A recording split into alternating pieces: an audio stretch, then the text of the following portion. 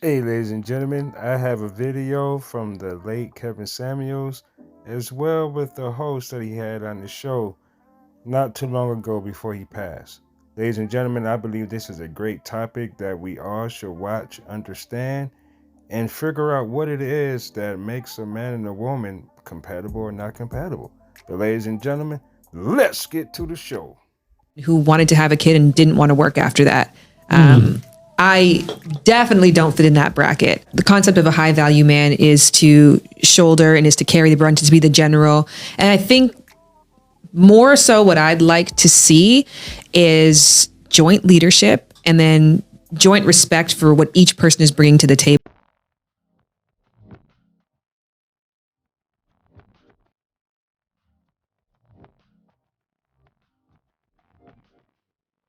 Which I think is fascinating because I think a lot of people would assume from the clips that they've seen of you that you're asking women to settle for less, No, to lower their standards, or to be more realistic about their potential for partners. And then as a result, to look within a pool that they would consider less than what they see, for themselves. my content is openly. I say I'm making it for the men who want to be in the top 10%, top 20% of men who want to get in the top 10%, 5%, 1%. We just haven't talked about the logistics of it.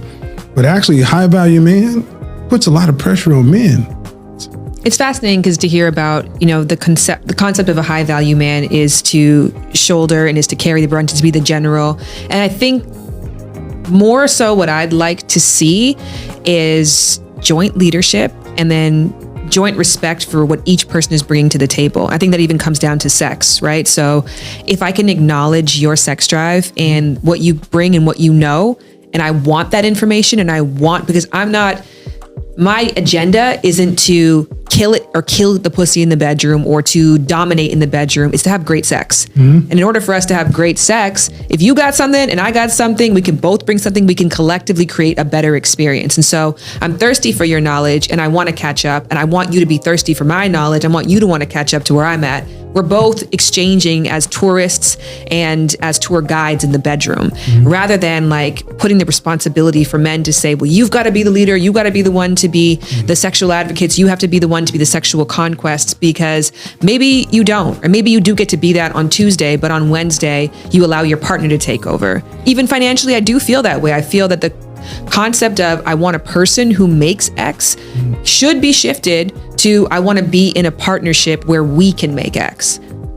Well, this is where the conversation gets into, this is what I'm responding to the market.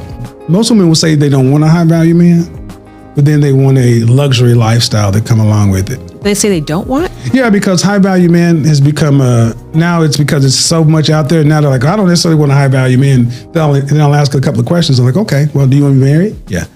You want children? Yeah. How many? 2, 3. Which one? 2 or 3? 3. Do you want to have to work to pay significant bills after you're pregnant and married with the first child? No. Okay. What percentage of our family financial load do you want to have to be responsible for a lifetime?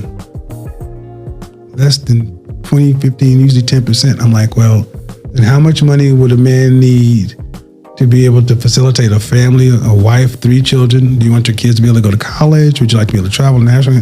The lifestyle they describe is an upper class lifestyle. I'm like, well, you don't get that on $50,000 a year. So it's like there's a disconnect. Well, I guffawed because the way that you broaden it out in those 6 points, it sounds undeniable that anybody, even if the financial component wasn't what you were leading with, you want a man who has impact, who's got morals, who's got a social network. So Right. you want a man who has a life and who has a legacy. Yeah, it puts a lot of onus on men to not just be worried about, self. You have to be, you want to call yourself a leader than this. Wife has always been valued. Opinion has always been, she's not a stepwife. And they work together, inseparable, for the better outcome for them and the legacy. But at the end of the day, as nice as partnership sounds, a decision has to be made, and we have to go one way or another. And I think what I've seen, I've honestly been, most women want the responsibility after they've had their opinion, their point of view to be considered. Which way do we go? Generally, most women said they want their men to do that. What they don't want is they don't want to not be considered. They don't want you to just say, I do this because I'm man. No. And all of that gets whittled down to high value. People have taken high value man and made it a bumper sticker, which I'll take that. Right. But then you sit down and have conversations about it. And does it fit everybody? No. And I'll say this. I put that over here and I advocate strongly for what I consider people in the middle, average. Because most people, the bell curve, are average. And where the biggest disconnect is right now is average men are not desired by women that are average. Women have openly said, I would rather be in a rotation of a man of high value than to get with a man and do the things we're talking about building. So what do we tell men here in the middle? That's the unheard part of the conversation. These guys are starting to feel unheard, unacknowledged, and unmotivated because what is a life for a man who can go work, to be a cog in the machine? You're starting to see a lot of guys saying, well, if I'm not going to have a career where I'm making six figures or more, why do I need to go to college to get all that debt? I can't have her anyway. Mm-hmm. So it's not as though men are, so when we say men aren't going to college, we don't ask why they're not. I think a lot of assumption is we need to motivate them. Guys are reading the tea leaves in the dating marketplace, and now in the last couple of years, what they're seeing is starting to be said, well, why is this? Now that's where we are. Because I thought a lot of the same things too. Why is this not happening? Until I start hearing the stories. It's interesting, as I'm listening to you talk, I'm thinking to myself, a lot of the anecdotes of women that you're describing don't relate to me, and they don't relate to women I'm friends with or that I know, or to, frankly, my audience. And so then I'm like, what we're doing is we're having discussions about traditional desires versus maybe more of a modern mindset, but then we're just using binary terms. So we're saying men and women. So you've got modern women who are criticizing your approach, but it's really the genuine truth of some women. I don't know many women who wanted to have a kid and didn't want to work after that.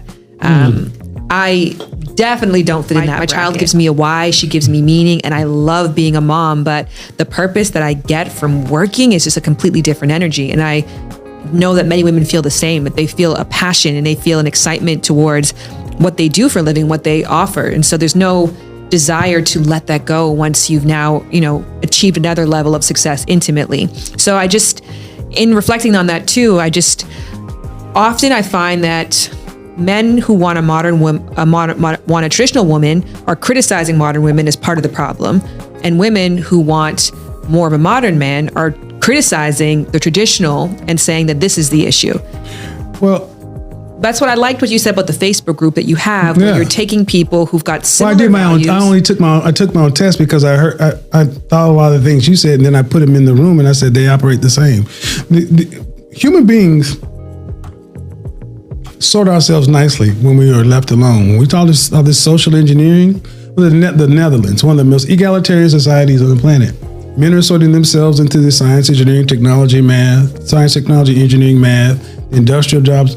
Women are starting to be overrepresented in healthcare, education, things like that, because it's about choice. But I want to focus on something you're saying, our audiences. You have a college-educated female audience. That's who made me famous, because when I was doing 30,000, that's who was in their audience. That's who was calling in, especially before Average at Best. Average at Best happened 21. So around November of 2020, for an entire year, I'd been talking to other women. And that 1 million plus on Instagram and on YouTube, I look at the numbers and I get the messages. I see them when I'm out and about. They are college educated, bachelors, masters. That's what the old soundboard, I'm a PhD. If I went to show you the messages, how many women, yes, I can do this. I love my career. But when asked, do you want to have to work? The answer, almost 100% of the time, comes back, no. Talking about PhD. Well, that's why the Lotto 649 is a multi-billion-dollar industry that'll never die. The idea and the fantasy of early retirement, I think, is interesting to everybody. Doesn't mean that you would exercise that, I think, given the option. If you see if I always even that question of like how many kids do you want? When you have one, make a decision on how many more you want from there. But we're also not working in corporate America either. I'm talking about women who are Ivy League educated, PhDs, attractive women who will tell you right now, I can date this guy that I want to be a housewife, or I want to not have to work doing this because they're doing so much emotional labor. They're giving the nurture, the thing that a lot of women would like to be able to give to a relationship, to a job. That's why I was surprised when I asked the question, would you quit your full-time job to work part-time for your man? And normally I have a lot of views, but not comments. Black women in particular, you would have thought I was a different influence. I'm like, so while there are women in this space, or there are women who find a lot of value from their careers, it's not, well, we're typically on this side of the camera. But we've also seen a rise in stay-at-home dads, right? So now there's the notion that we're understanding that women's work is just as important or sometimes more important. And there's a lot of studies actually to show that balance actually works, that when the man stays home and looks after the child, and that could be logical for that partnership. So I love the fact that there are women. I think that's kind of the thing too, is that traditional women or men in a certain space look at it like I'm trying to discourage women from leaning into that. If your biological drive is to stay home and to nurture, and you want to do what your great grandmother did, because there's beauty in that, that's wonderful. I just don't know if that is the one size fits all story that we should say majority of women want to subscribe to. Well, okay. There always will be the anecdotal. What percentage of women, if you had to look at the sample size of women who are marrying age, would want to stay at home dad? All right, ladies and gentlemen, there you have it. That concludes part 1.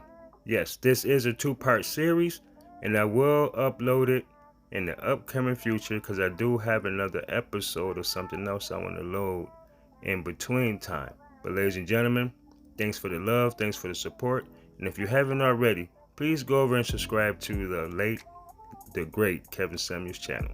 Y'all stay blessed, y'all stay safe. But